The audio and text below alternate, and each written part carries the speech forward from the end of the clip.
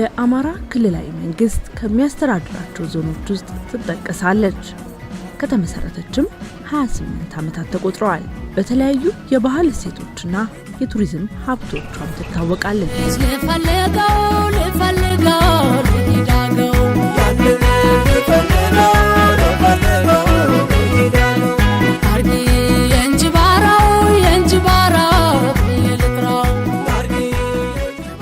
በመልክዓ ምድራዊ አቀማመጧም ለኢንቨስትመንት ምቹ ናት ይሏታል።